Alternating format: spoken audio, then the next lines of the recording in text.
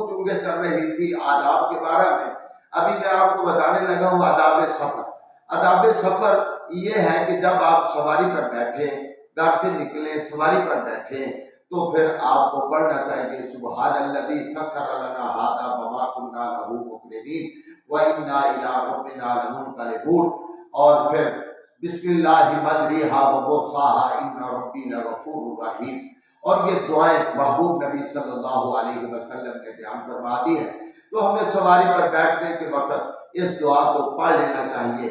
और जब सफर करने लगा है, कोई मुसाफिर जाने लगा है, तो दूसरे भाई को अगर वो मिले, उसको दूसरा भाई उसको अलविदा कहे, तो उसके लिए ये दुआ करे, अस्तौदाउल्लाहु दीनकुम व ईमानतकुम व खवातीम अमलक, और उसको कहे कि मेरे भाई मैं तुमको अल्लाह की सुपुर्द करता हूँ, तुम्हारे दीन ईमानत को और तुम्हारे अमाल भी, खात्मा जो है उसको भी मैं अल्लाह के सुपुर्द करता हूँ।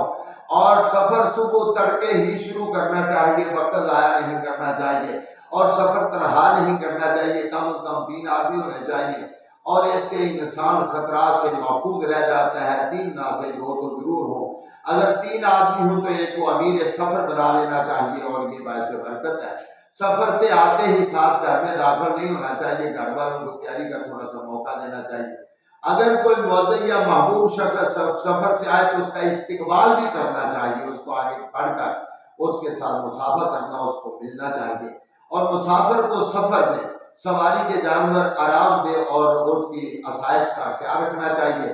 रात को मुकाम रास्ता से अलग होकर, रात को मुकाम रास्ता से अलग होकर अगर ठहरना है तो वहां ठहरना चाहिए। कोई रास्ते से जानवर गुजरते हो और मूजी जानवरों का भी खतरा रहता है। और जब सफर की जरूरत पूरी हो जाए तो फौरन वापस आ जाना चाहिए, क्योंकि सफर बहरहाल तकलीफ और बेइत्मीनानी जैसा ही होता है।